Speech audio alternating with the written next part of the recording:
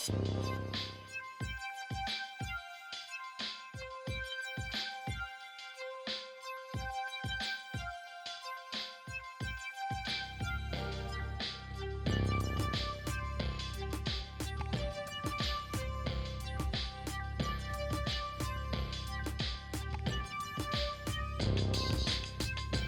you for watching Conversations with Jennylyn. Today I have two handsome gentlemen to share with you, both journalists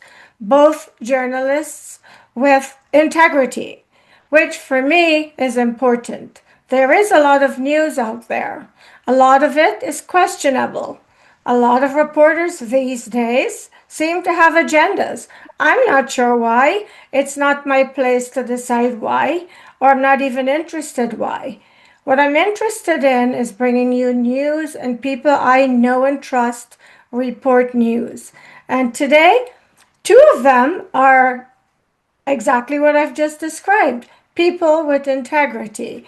And the first one is Erik Lehmkuhle, which I've shared with you before in several different bits of information and shows we've done together. And Kaswar, who's also not a stranger to my show. And his name is Klasra. And he is one of the international journalists that I have brought in the past, because he's also someone with integrity and someone interested in reporting what is happening and affecting change in the world. And that the three of us have in common. And today I wanted to share them with you because there is so much going on in the world. But then, when isn't it?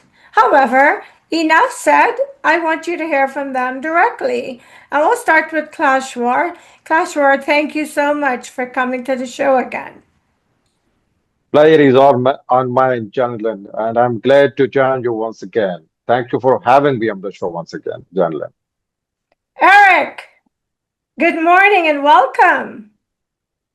Good Thank you. morning, Jennylyn.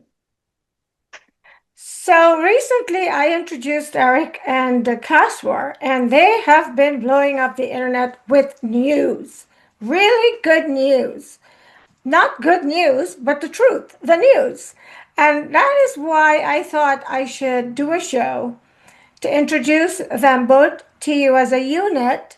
So if you're interested in getting international, not just local news, you could follow them and they will tell you where and how. And so, Klaswar, since it's really you are the person who is working at the Telegraph in Pakistan, and Erik is here in the US, I want you guys to share with my viewers where they can find the news you're both reporting and any current affairs you want to share today.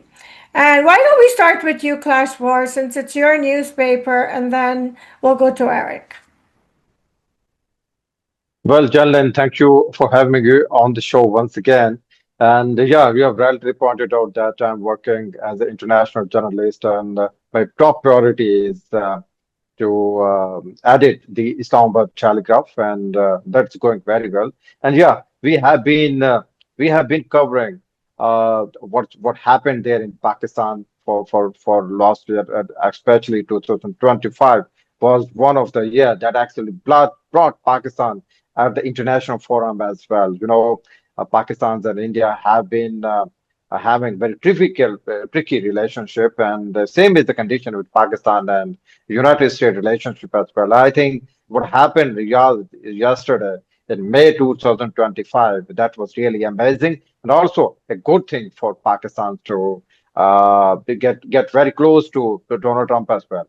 And as a journalist, I have been tracking stories not only in Pakistan but also in Afghanistan, India, and also I have a smart, the team of smart journalists that have been tracking stories from United States. And also, I must appreciate the gentleman, Mr. Erik, who did a number of good stories. And yesterday, actually, his story brought a perspective to the readers of the Islamabad Telegraph. And I got the sense, actually, what going to happen in next 24 hours. And I must appreciate the work of Mr. Eric. He did very good job. And today, I must tell you that I feel proud as the editor-in-chief of the Istanbul Telegraph. We were the first publication which very clearly reported that it was a missile attack, missile strike by the United States on Venezuelans, but not on the civilian.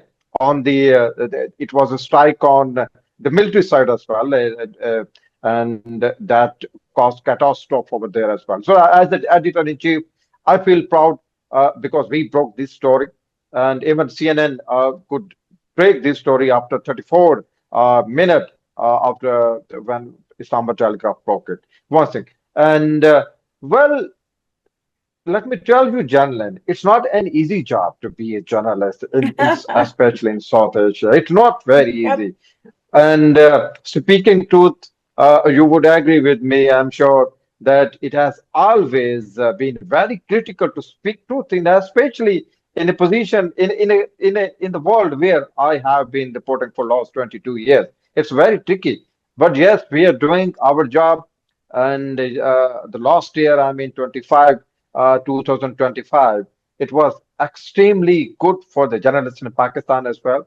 We have been reporting a number of issues, and when we talk about the Istanbul Telegraph, we have a number of great story on our record. But this is a journey that is still going on, and I must appreciate you, and I'm grateful to you. Actually, I have been watching your show for a couple of years. I think I have been watching your show since 2021. You have been putting critical question to the U.S. administration officials, and also to the musicians, to the journalists, to the people who matters, and also last year, I think it was in April 2025, you had interviewed some of the people from the artificial intelligence background as well.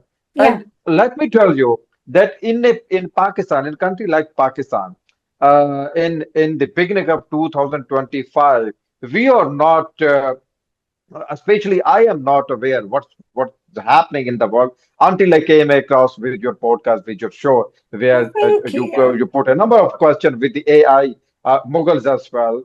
And that's why we got an idea that what's going to happen in the areas as well. And you have been appreciated as a journalist. I remember you. I think it was 2000, a couple of years ago. I think 3 years back in 2022 or 21, you had reached out to me because I did a story for NBC on the state of the plight of the women in Pakistan, and I was the journalist who actually uh, Yes. brought forth the plight of women journalists, the women in Pakistan, and it was really amazing to have a call from you that Mr. Kaswar, I want to have you on your show. So this is really an amazing, appreciate it. So, generally, in a nutshell, it's a journey that has been going on for last 22 years. It's not an easy job. Being journalist in South Asian countries, especially Pakistan, it is very challenging. But still, we are doing it, John. Thank you so much, Kashwar. And I want to say here, for all of those who are wondering, I've been passing the baton over to Erik for this type of journalism. And for those of you who have been stalking me, threatening me, you know who you are. I would like to say here now on this platform, you've not scared me away. That's not why I'm shifting away from this. I've decided this year to channel my journalism efforts toward changes in the world rather than reporting what is happening, because so much of what is happening is not really good. It doesn't lift people's spirits, it's actually dragging them down. So I want to focus my skills and time now towards solutions and happy outcomes. And therefore, I'm handing the baton over to Erik and to Kaswar. They will do this type of journalism. So when something comes across my desk, I will give it to them because they are great at what they do and they do what they do beautifully and honestly, and that's why I trust them. Erik, I'd like to bring you into the picture. Erik is an up and coming journalist. He's new, but he's hot because he goes after these stories with a vengeance and fearless, because his goal is to bring the truth and to hold people accountable. And therefore, I thought he would be a really good person to represent our country, although he's not working for a big network. I actually trust him more than the journalists there. And so, Erik, welcome back, and maybe you can share with us, how you feel about what's going on and what your plans are. Well, thank you, Jennylyn. Of course, it's such a pleasure to be on your platform. I always enjoy our conversations, and I know we're going to have many more in the future. So I'm always looking forward to that. So yes, I'm the I think rookie. you are trying. I think you are trying to be humble. No need for that. You were well grown, and you are one of the best journalists in the United States as well. And we are familiar with your With work as well. that, And sorry I to cut you. second No that. need to be humble. I second that, Klasra. So come on, Erik, you do the work. Come on. I highly appreciate the compliment. Being the rookie in the room, it is my pleasure to learn as much as I can from you. And as Jennylyn has kind of plugged me in with many different people across the world, it's been so eye-opening as to how different things are done from region to region, country to country, from journalist to journalist. And I've just been taking notes over the last year and a half, and trying to really kind of craft my niche and learn about the type of journalist that I want to be, and to go after that. And one thing that I realize is when I see things that are not right, when I see people that are oppressed, or governments that go after their people, or even small communities that will oppress their people, I don't like that, and I call them out, and it gets me in some trouble sometimes, mainly here in the United States. But I'm not going to stop doing it, because if I don't speak up, nobody else is going to. And so I'll take those shots for those people in order to help set them free. So, I don't need pats on the back or anything like that. I just need people to be at peace. We're in a time in this world where things are just so tense, and there's a lot of negativity that floats out around there. And so in my own personal journey, I really want to bring relief to people. As far as the international news goes, which I was actually on the Republic in India this morning. I was in the middle of running on my treadmill, and they called, and they're like, "Can you be on in 5 minutes?" I was like, "Yeah, I guess. Let me go out in my car." So I was able to do it. And I was on there for about an hour, so it was a pretty in-depth. At the time, I had very little knowledge about what had happened this morning with Trump taking President Maduro, and so I had to hurry up and get caught up on what had been released up until that point real fast, so I knew what I was talking about. And so that's the best part about journalism, is it keeps your brain exercised, because sometimes you have to go, you have to react right now. And if you don't, Yeah, exactly. if you're not a quick study, it's going to be rough. And luckily for me, I can learn and retain really quickly. And so I like that, because it's challenging. I like the challenge. I like all of the people internationally that I've come across. Kaswar's been great. I love his publication, the Islamabad Telegraph. He gives you free range of journalism, and I like that. He doesn't say, "Hey, Erik, write about this," or, "Hey, Erik, write it with this spin." He doesn't do stuff like that. He just says, "Hey, whatever you want to write about, go ahead." And so I love that, because I don't have there's no agenda. And I just take the facts of what happened and I write about it.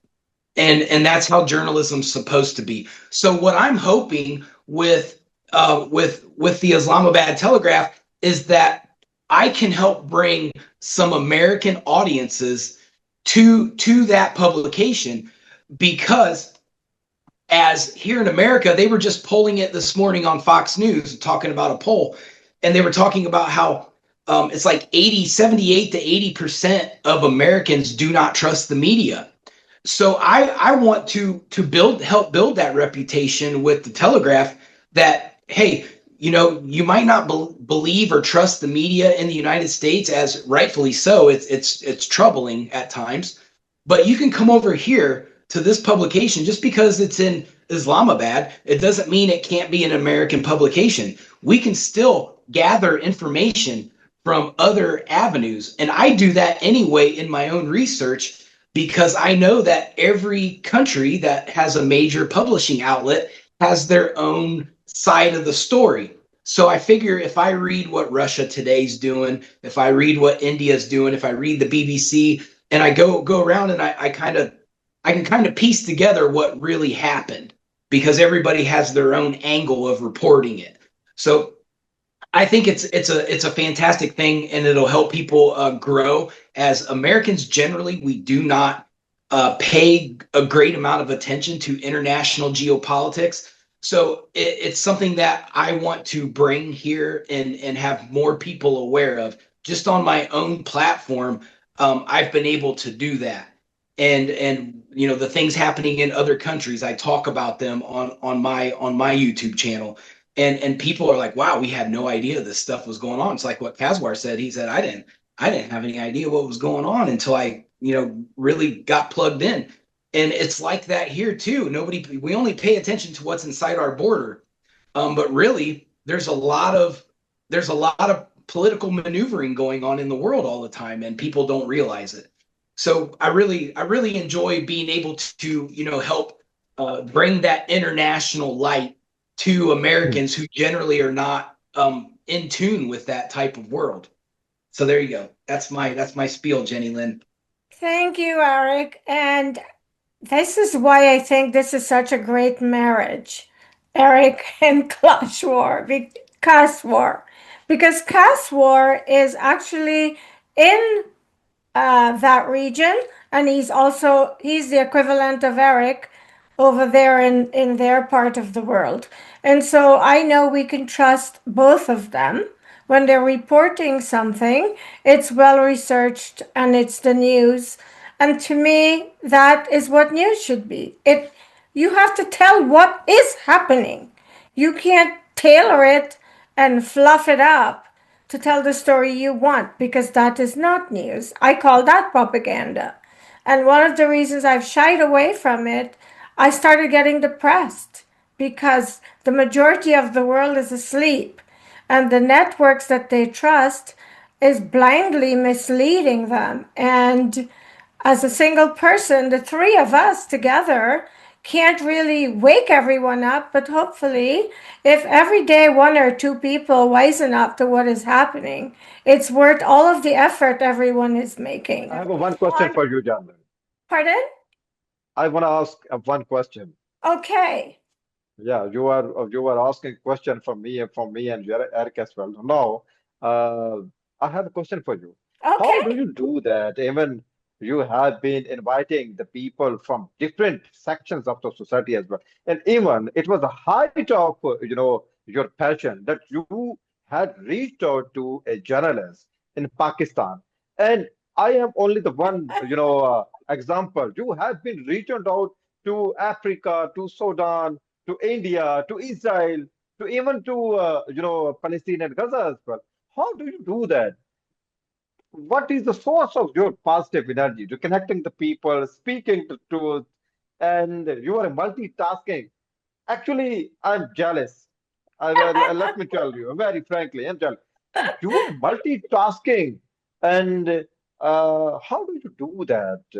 Just give us a trick as well, because me and Erik want to get an idea, and I know you always speak truth. The question is, how do you do that? How are you multitasking every day, bringing the people together, and all the time you have been fresh, smiling face, and putting very good question to your colleagues, and also very awkward and stunning question to the people at the handball affairs of the the one I must. remember that a year before you had asked a critical question to one of the officials there in Trump. I think it was Trump was in second presidency for 2 or 3 weeks. You had interviewed one of his close associate and asked very critical question. And the very next day, you were, interviewing someone from with the AI background as well. You were on the very third day. You were seen interviewing the someone with the background in the Biden administration as well. So how do you do that? What is the trick we must follow? Thank you, Kaswar. I mean, I really appreciate you are authentically a Jenny supporter because you clearly have been following my work. In answer to your question, when I first started my show in 2011, Yeah. my goal was to show young people, especially those from a lesser socioeconomic background, who believe that you have to be born into wealth and success to become successful and wealthy. I wanted to prove that wrong because one of the first people I interviewed, he wasn't the very first, but I had no sooner started my show and I interviewed the co founder of Apple, Mr. Steve Wozniak. Hmm. And from there, I just got more, and I just targeted people like him who the world would tell you you could never interview. And I got all of them exactly the way I got you. In Mr. Wozniak's case, one of my closest friends worked for Apple. So I cannot lie, I have to give some of the credit to him. He arranged it so I was at the same venue with Mr. Wozniak. But he could have told me no. He said yes, and he followed through. And he literally drove to our TV station so I could interview him. And I have to tell you, I have interviewed amazing people around the Yeah. world. I've even flown to parts of the world to interview some of these people.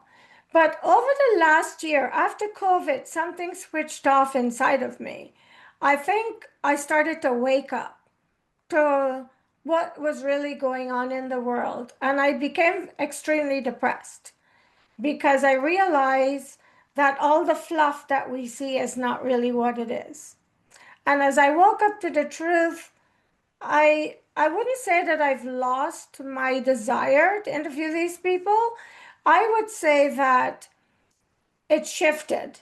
And I feel like I'm more drawn towards spiritual people more than the political people. And I learned a lot about AI and the people spearheading Hmm. AI. And it has really discouraged me and left a sour taste in my mouth for all of it. There is a good side and a bad side to everything. Hmm. But when Everything. young, innocent people are losing their lives for the people spearheading these operations to propel their success, that does not make me want to have anything to do with some of them. And I'm sure you know what I'm talking about, Kaswar. If not, I'll send you a Yep. story at the end of this interview. And if I have to be authentically the person that I propose to be verbally, then I need to Hmm. act it and not speak it. And that's what I do. And that's why I align myself with people like you and Erik, especially Erik, because Erik lives here in the United States and I am able to watch his daily reporting. I watch your stories too, Kaswar, but you're in another country. And so, in answer to your question, yes, that's how I did it. I believe that I can do anything I set my mind to. And when someone tells me no, that's just like, I'll prove you wrong. And I would say 80% of the time, I have turned every no into a yes. That's just who I am. And I believe that in each of us, all it takes is a belief in yourself. And I have that. I have that, and I know I will overcome anything and everything. I just know it. And so that's the answer to the question. And I don't want to make this about me, but I thank you for asking me that question because somehow I feel like sharing this is going to bring inspiration to somebody watching this. And I hope That Yes, is true. Because what I am sharing, I have lived. I am not making this up. You just have to go research, and you'll all the evidence of what I'm saying is on the internet. And now I exactly. feel it's time to pass the baton to Erik, because although I know Erik is also in the same spiritual camp that I'm in, he's a guy and he was in the police. He can protect himself. I am not saying I cannot protect myself, but I want to channel my energy in a different avenue of journalism. And so I pass the baton to Kaswar and to Erik to bring the other political wars and all this other stuff to Eric, let me everyone tell you something. watching. Eric, let me tell you something. I connected Jennylyn with one of my friend, Miss Amina, and you will appreciate to know what Amina told me about her. She said she's loving. She speaks her mind, and nobody can change her mind. She's loving, and the way she speaks, I love her. And Miss Amina is the sister-in-law of our Prime Minister, sitting Prime Minister, Mr. Shahbaz Sharif. But she is a gem as well, like Jennylyn as well. It's funny Yeah. that this morning we wake up to what happened in Venezuela yesterday. Now, I was born and raised in that region. And if you're watching this and you're in another part of the world, you may not know that Venezuela and Guyana, the country in which I was born, are neighbors. And they both have oil. And for the longest while, the oil was being harvested in the Venezuelan waters, and most recently, they started in Guyana. There is a lot of stories going back and forth about the invasion in that region by the US. And I'm not going to speak on it because I have a pretty good idea of what is really happening, but most people don't. And I figure I'll leave it for the two experts to talk about. So, Kaswar, what are your views on what happened last night? And then we'll go to Erik. Well, before answering your question, just give me 1 minute. I want to discuss something. Yesterday, I got a story. I got a draft from Mr. Erik, and he wrote about U.S. Venezuela. I'll stand up 2026. Just focus on his wording. It's a headline. Trump blockade and tanker season send shockwave through Asia energy market. This is just a headline.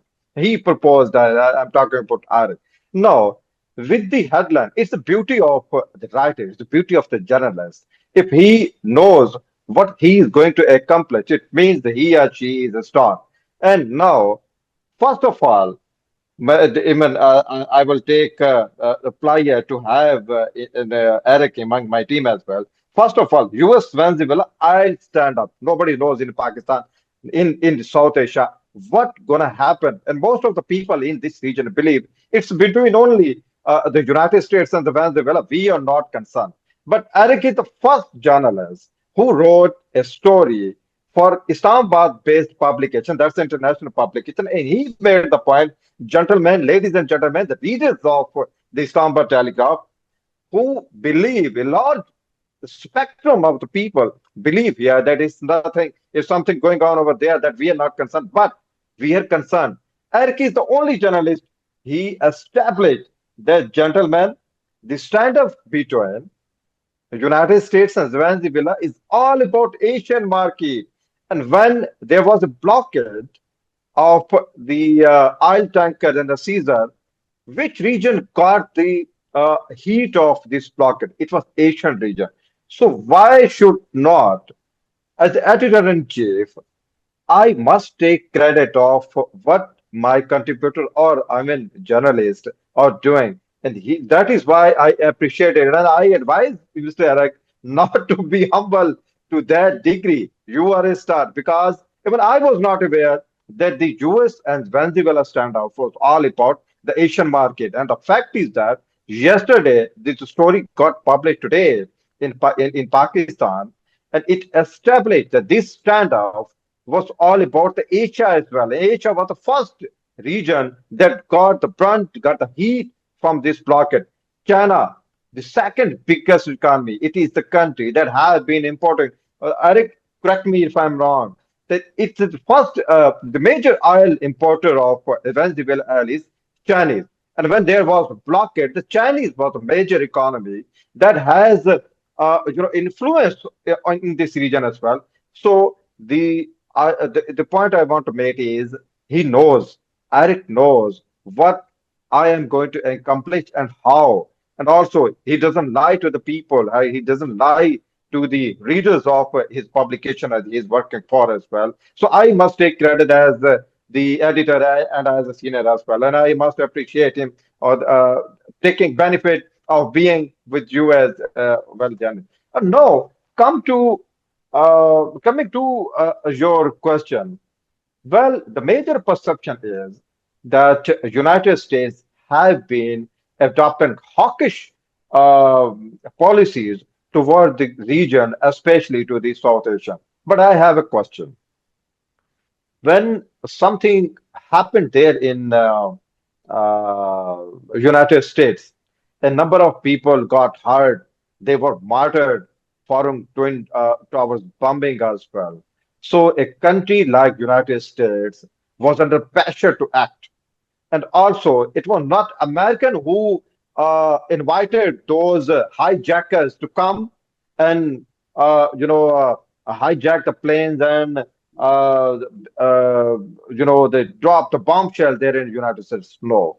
So in a country, when we talk about American, they are ahead of the world. I think by 200 or 300 years ago as well.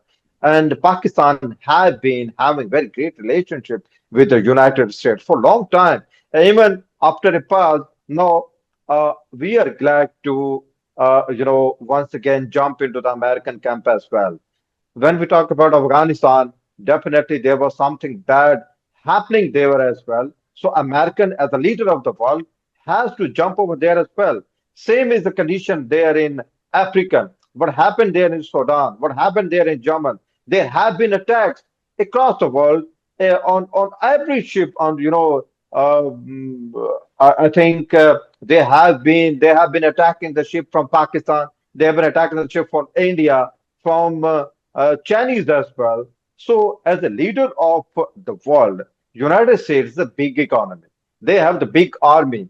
Only this is the country at the moment which have the capacity. I'm sorry, which have the capacity to the book the culprits and to book even the regime as well across the globe because it has a very big, huge military.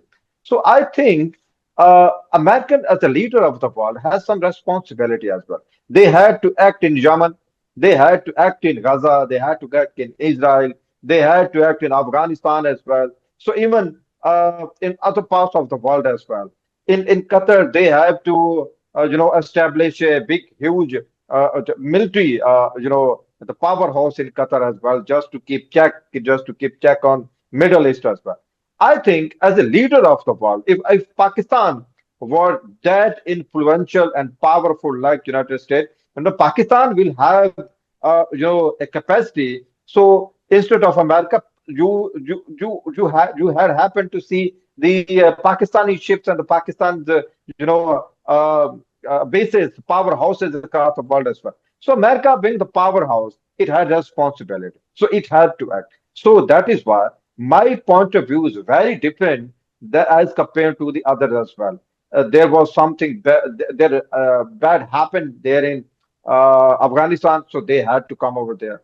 When same as the case, same as the case with the Sudan as well, in Qatar as well, and also for a long time they have been using Shamsi air base in American have been using in Pakistan as well because it was a region that had seen volatile situation across it across the Asian region as well. So American as a responsible state will have to come over there to took over certain things as well. So I don't blame the United States for being a hostile nation because if you you may have different opinion as well, but I have given you example of Afghanistan, Iran, Sudan, Libya, and other parts of the countries as well, and even in United Arab Emirates as well. So America is a stabilizing force. It is the world's leader. It's not a big economy, but also militarily it's very powerful. So I think as the leader of the world, and it is 200 years ahead of the rest of the world as well.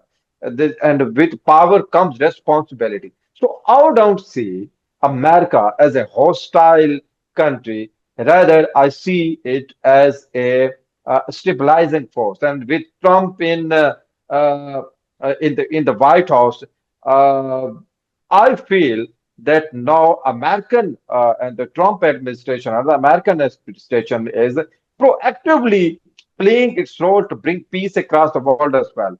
So I think Trump is the only country in the world which have resolved 8 disputes, and we have been tracking the Ukraine and Russian story as well. I'm sure he's going to put an end to the Ukrainian war within a month, a couple of months as well. So it's a stabilizing force actually.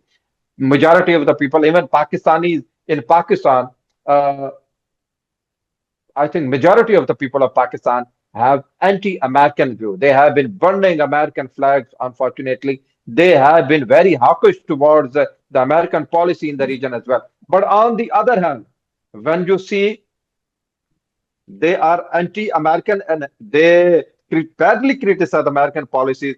But if they get an opportunity to get US visa, they will sell each and everything, just pack up the luggage, and they will not look behind, and they will not even think about their homeland, about their the jobs, about their about their ancestral land. They will just pack up their luggage and flood away. So actually, it's duality. I don't blame Americans, and I'm not interested to get even US visa as well. I'm not crazy about that. But the fact is America is a stabilizing force. I have been, Jalen, I have been covering the war between Pakistan and India that had 100% possibility of going nuclear last year in May. But it was Trump who actually stopped the war. And do you know what does it mean to when I say it had a potential of going nuclear? It means the death of millions of people in the South Asian region. So that is why I speak always highly of Trump. And even Biden did wonderful job as well. He has been, even Clinton did the wonderful job as well when he was the president. And unfortunately, Kargil war broke between Pakistan and India. That was a flashpoint. They call it a flashpoint as well. And Mr. Biden, Mr. Clinton, Bill Clinton, as a president of the United States, he came here in Pakistan and he used his influence to stop it. So in my opinion, Americans are a stabilizing force, and I think the world need their support and their strong military as well. And Trump has already, as a president of United States, resolved 8 disputes, and we have the example of Armenia and Azerbaijan as well. That was the later one. So, and we have the latest one in Thailand and Cambodia as well. We have the example. So he's working tirelessly to end the Ukrainian war as well. So I think he is, as a person, he's nothing. Trump, as a person, can't do anything. Everything he's doing as the president of the United States of America, and I think the when it is we must give credit to the United States policies, the administration policies on merit as well. So I think it's a stabilization force. Unfortunately, in my region, regarding your question, in my region, most of the people, even not in Pakistan, but also in India and also in Afghanistan as well, they are hawkish towards, they have anti-American sentiment. But the fact is that Americans are the stabilizing force. And I love the way Trump is running his presidency. Thank you so much, Kaswar. Erik, I'm going to throw this question at you. But as Bring it on. always, whenever we are having these dynamic discussions, The time seems to fly. And before we are out of time, I'm specifically going to ask Erik this question because I know we will get a very good answer because I know some of this has been coming at him. There are those who watch the news being reported, and the argument is who's telling the truth, or the common question is who's telling the truth, and why should we believe what they're saying is the truth versus what maybe mainstream or whoever else is reporting. There are also those who believe if you're not on the ground at the scene where what you are reporting is being reported just like everyone else, your reporting should be taken with a grain of salt. And Erik, I know you are a new journalist, you're new to the scene. I've been around for a long time and I really wasn't putting too much energy into the daily news and especially the political scene that involves all these wars. Because I have a very different opinion about a lot of what Kaswar said. But that's just my opinion. And I live in the US. He doesn't. So I understand his views. Erik, here's the question. You have not been on the scene of a lot of what you report, but yet I know you're telling the truth. Would you tell us, although you're not at the scene of what you are reporting, how do you come up with what you report? At least the majority of it. So generally what I do is when I start to see these international issues start, I look at it because generally what the major media does is they give you information and then they expect you to take it at face value. I don't do that. And that probably comes with my forensic background. I ask why. Why, how, who. So I just take the story I've been given and I backtrack it and go, why is this significant? Why do they want me to watch this? And why do they want me to retain this in? Which way are they trying to get me to go, to think? And then I just figure out, okay, well, it's just like with the Venezuela story that Kaswar was talking about that I wrote for the paper yesterday. So I just took the Venezuela situation. I said, okay, where does this go?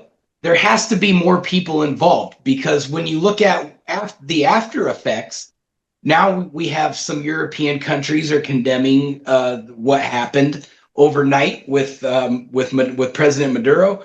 So that tells me, well, this guy's been killing his own people. He's been oppressing his own people for 12 years. Why is Europe condemning this? Why are other countries condemning this? Is there an economic value there that's going to be disrupted? So I just continue to ask these questions and then I go find the answers or get as close as I can to the answers, so that way I can intelligently speak on the hypothetical that, well, maybe this is taking place as well. Maybe this is what led to this, and then this is what led to this. So that way we can get a full spectrum, that it's not just an isolated incident, that there's generally several different legs of each international issue, because it's just like getting into a fight in the playground when you're a kid. You've got your friends, they got your back, they got friends that got their back. So like you kind of have to find out who everybody's friends are. Who's tied to each other economically, who's tied to each other, like the BRICS nations. You have to find out what a lot of people don't even realize there's BRICS nations out there. So there's this coalition that we have to account for. Are the BRICS countries just going to let Venezuela fall, or are they going to be a pro regime change? So there's a lot of things to really configure when you're looking for said truth, that most people, they just don't have the time, or they don't want to put the effort in to really find out what the real answers are. But that stuff's challenging to me, and I'll dig and dig and dig until I hit the middle of the earth. So that's what I do. Erik, I want to point something out to all of you watching and for you too, Kaswar, because you're working with Erik now. And I want you to know that when I connected you to Erik, it was very strategic. Um, One of the things that this is my yardstick of how I measure what I'm listening to and if it resonates with me or not. I am very intuitive.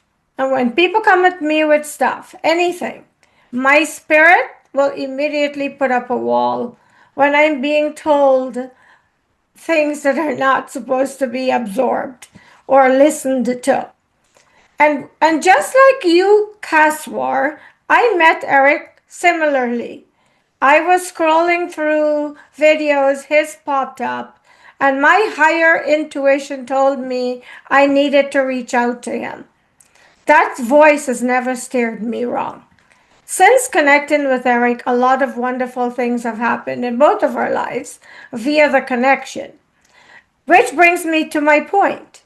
Those who run the world, those who set the pace, those who make the rules that are behind the scene, whose faces we do not see, who most of us don't know unless you go down the proverbial rabbit hole that Erik and I frequent. You don't know who they are because they are like in secret, but they run the show from behind the scenes. And this is how I knew that Erik was safe for me to introduce to meaningful networks, that he wasn't just another journalist blowing hot air. Within the first few days of meeting him, I found out he had authored a book called From the Mouth. And if I'm wrong with the name, Erik, correct me. And here's the story around Erik's book. Within days of it being published, he got a call from Europe, pretty much threatening him and banning him from going to Europe. Next thing is, shortly after he came home and he found bullet holes somewhere on his property or in his home. I don't remember the details. I don't want to give you false information, but he did come home and his house was shot at. And here's what I say to everyone who watch me. This is my law. This is what I live by. If you are being blocked, if you are being threatened, if attempts are being made on your life, then you know that you are the one telling the news.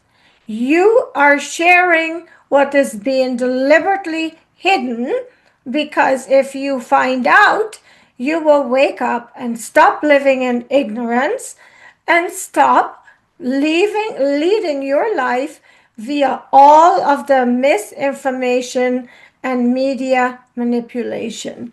And this is why Erik is my friend, and this is why he's the journalist I trust to get my daily news, because I know every rabbit hole he was in there. And he's coming out with the nuggets, which are the truth about what is really happening. So, Erik, that's what I wanted to say about you and why you are the person I have aligned with. Because someone asked me once if I was dating you. No, I'm not dating him. I would never date him. He's my friend, but he knows what he's talking about. And if I'm a very authentic person in every way that I can Yep. be, and if I'm going to continue being truthful about me and my life, I only want to associate and share people like myself with you because that takes away from my authenticity anytime I divert from that and I start going down the proverbial hole because therein is a lot of misinformation. Enjoy all of the great people that I've met in the journalism world, in the investigative world. I've met so many great people. I've listened to so many moms cry. I've listened to so many tears of joy. I've heard, I've been through all the spectrums of investigating and interviewing, and to bring people relief and to bring people hope and positivity is what makes it all worth it. Thank you, Erik and Kaswar. Really quick, we're out of time, but I want to give you a chance to give a last 2 minute spiel so we can wrap this segment.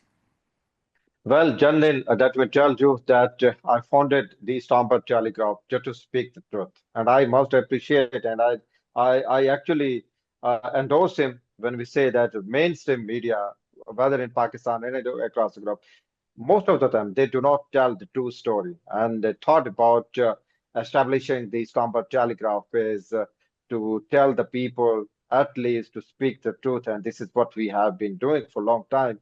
And I just want you to keep reading us, supporting us, correcting us, because we are on a mission. And I'm glad and thankful to you to bring Mr. Erik into my team as well. So I believe that this is something we can do together and keep reading, keep supporting us.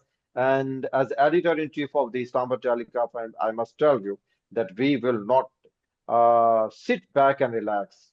Rather, we will keep on telling the truth to the world. Thank you so much, gentlemen. Thank you for watching Conversations with Jennylyn. When a conversation is all you need to be inspired and educated, I hope, because I try to bring you the smartest people that I can that can spare the time to come on my show. And the world is full of smart people, but we want smarts with integrity. And that's what I bring. And I thank you for watching, and I will be back soon with some other smart people sharing their story with you. Thank you.